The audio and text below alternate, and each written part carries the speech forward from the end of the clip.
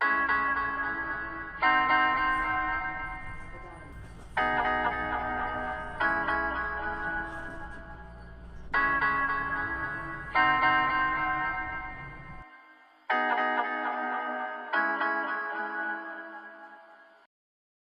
name is Stacey Marie Robinson, and my publishing company is Kaya Publishing.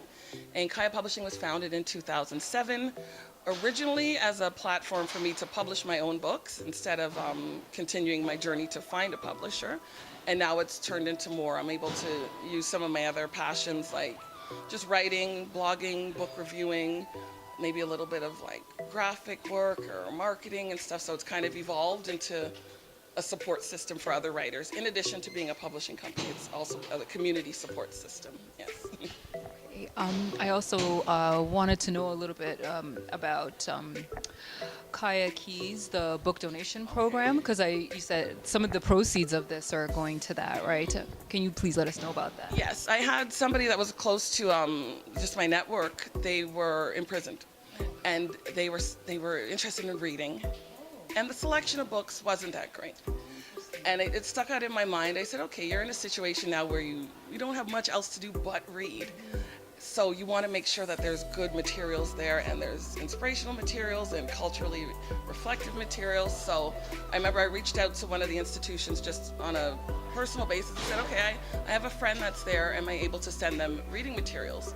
And then I thought about it after my friend left, and I'd sent a couple copies. I think it was a book by Hill Harper that he'd written specifically, like Letters to an Incarcerated Brother. I think I started in Maestro Fresh West had a really good book, Stick to Your Vision. So I started with those kind of inspirational books, and I thought, okay, when my friend leaves, there's still other people that are going to want to read, so those books are going to linger there. So then I said, let me take this a step further, just keep it in Ontario, but try to send as many positive, culturally reflective books out there so that there's a chance for, not necessarily rehabilitation, but at least a chance for, reflection and some inspiration. So it started like that, and I just take whatever money I gained for that program, I just purchase the books and ship them out. Yeah. Do you also take actual books as donation? I've been collecting books in the past, and particularly children's books, and those books we've been sending, I've sent to Jamaica, and some actually were circulated a bit like in Scarborough and in parts of Toronto. So I often get donations just for younger readers, but with the prison system, there's a process you have to go through. So I can't take the donated books. You have to have it directly from the publisher or from chapters or somewhere like a direct line. It can't come from you.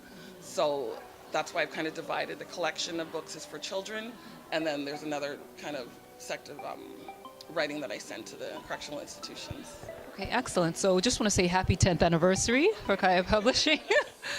And can you give us a little bit of history about your books and the series that you have? Okay, I started writing the books for fun. When I was younger, that's what I would do. I would socialize, and then I would come home and I would write my stories. So as a result, the stories start, there's some young adult books that start with characters that are 14, 15, and as I grow and develop, my characters grow and develop. So the series of books is almost just like following me through my life, not my personal life, but the experiences of people my age. So the collection, it got to the point where there was about 8 books and a lot of short stories within those.